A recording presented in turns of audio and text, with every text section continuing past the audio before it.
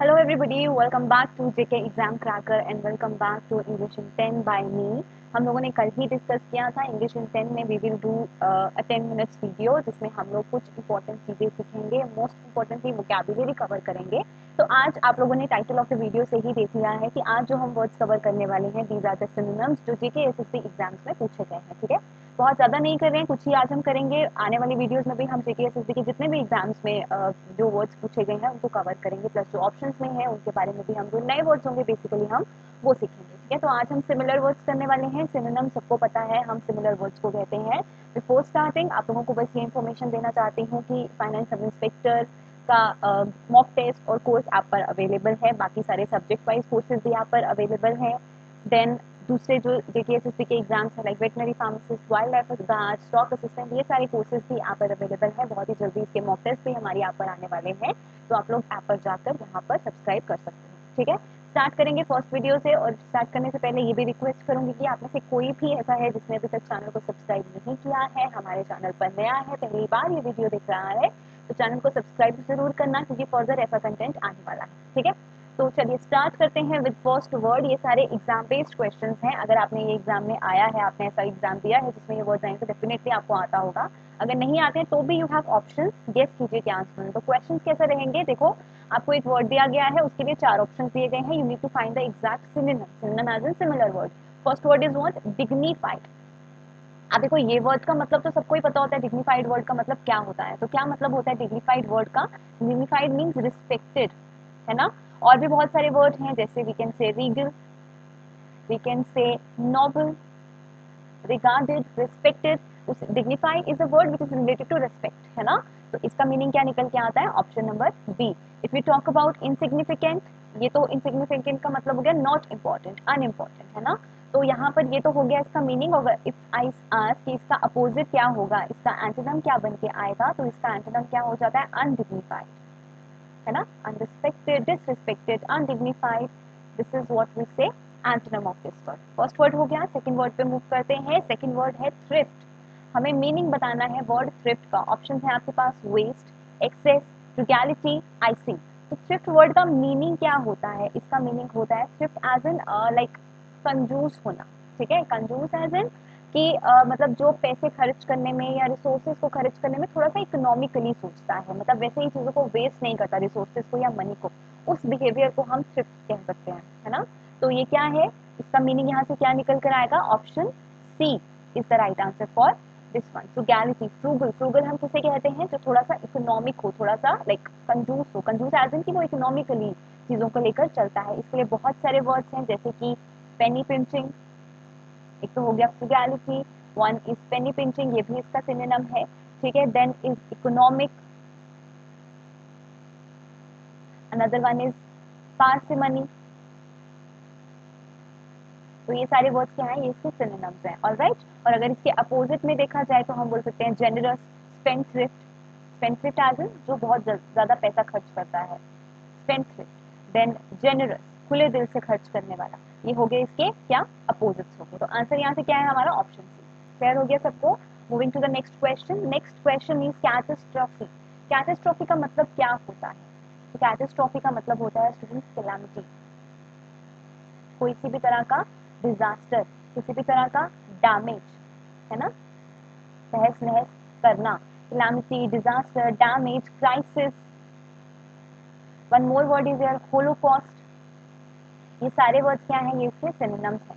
तो एक वर्ड ही तो आपको ऑप्शन में दिया है, इन केस कभी कोई और वर्ड दे दिया जाए तो वो भी आपका ऑप्शन में से आप चूज कर सकते हो, राइट।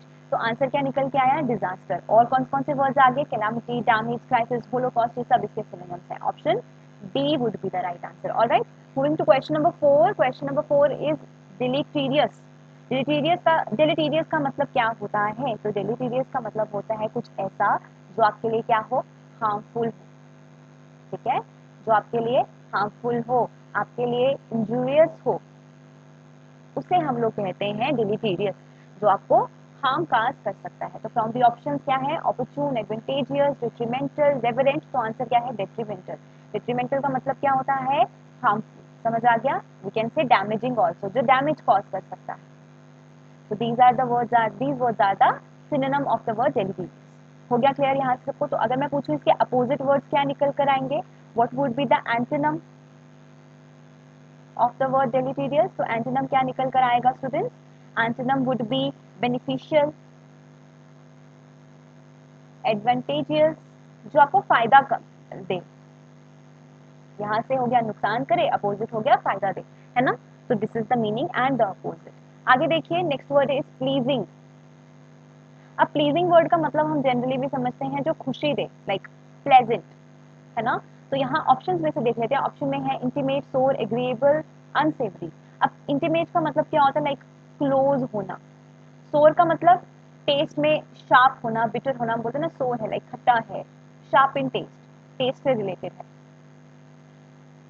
शार्प इन टेस्ट। उसके बाद अनसेवरी का मतलब क्या होता है? अनसेवरी का मतलब होता है अनप्लेजेंट या distasteful.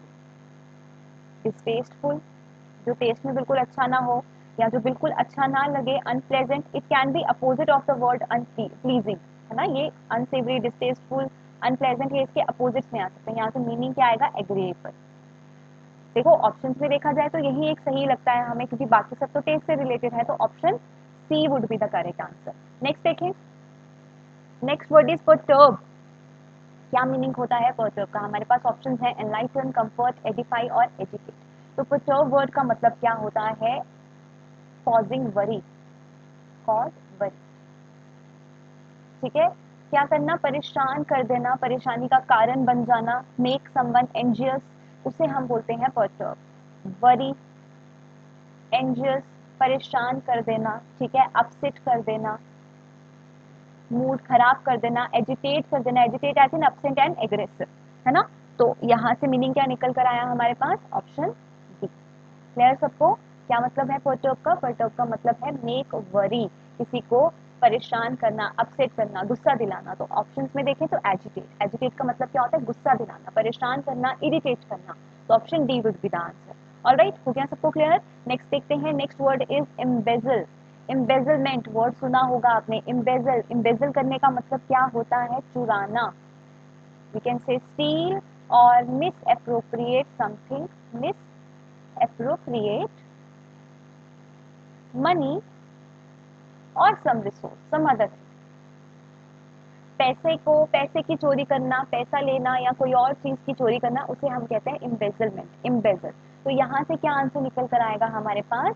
The answer, our answer should be option A, misappropriate. Misappropriate as in money के साथ गड़बड़ करना, पैसों के साथ ऊंच नीच करना, गड़बड़ करना, उसे हम बोलेंगे। तो option A would be the correct answer from the option. आगे देखिए हम लोग next.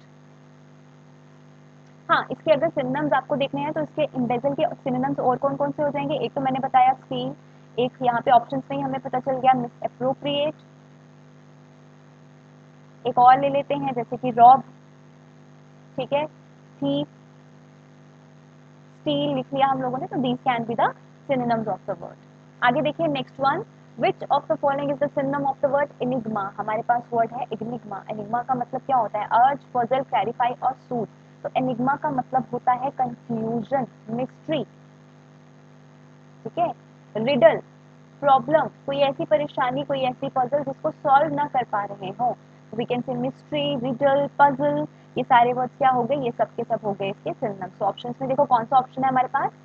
Option B, puzzle is the correct answer. Urge का मतलब रिक्वेस्ट करना, क्लैरिफाई एज इन चीजों की क्लैरिफिकेशन देना, सूट का मतलब शांत करना, है ना, काम, सूट का मतलब हो गया शांत करना, काम डाउन।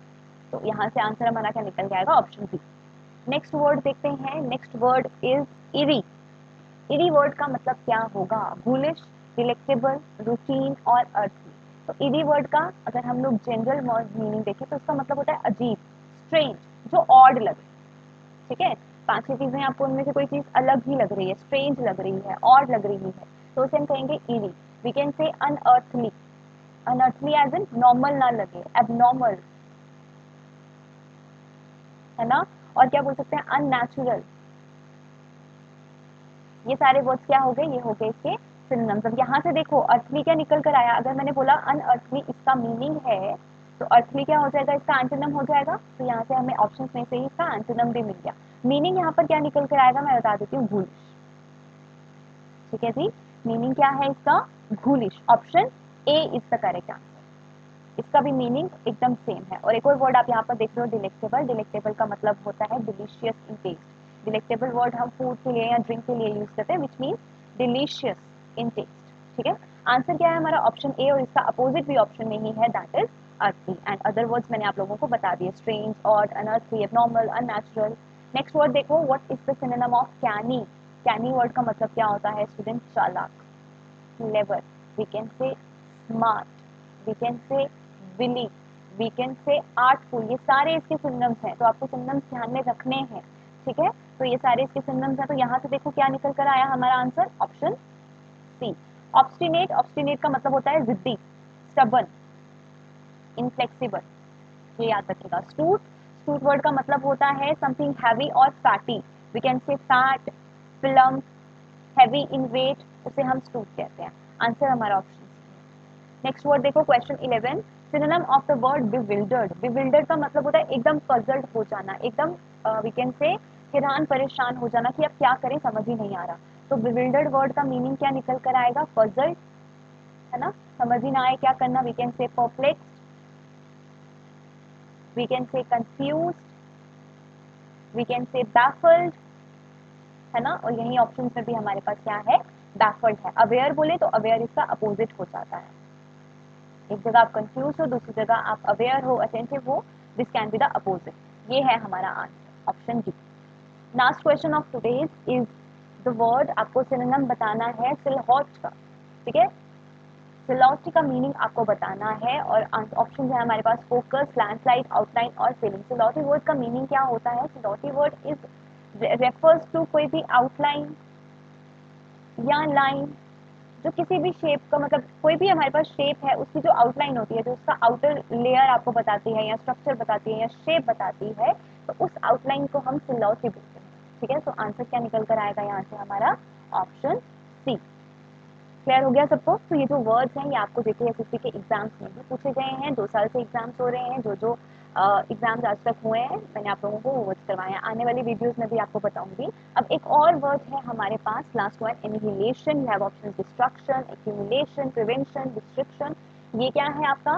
ये आपको मुझे कॉमेंट में बताना है। You have to tell me the meaning of the word annihilation. 4 option है, इनमें से क्या होगा आपको बताना है। कल की वीडियो में हम लोग डिस्कस करेंगे इसके बारे में। ऑलराइट, तो this you have to tell me in the comment section. और आज की वीडियो से रिलेटेड वर्ड्स में कोई भी दिक्कत हो तो मुझे ज़रूर बताइएगा। ठीक है, और कल वाले वीडियो में भी हम ऐसी ही तरीके से कुछ इंटरेस्टिंग वर्ड्स करेंगे, वी विल डू सिमिलर्स और द अपोजिट जेकेएसएससी के एग्जाम्स के लिए। तो मिलेंगे कल की वीडियो में। Take care, bye bye.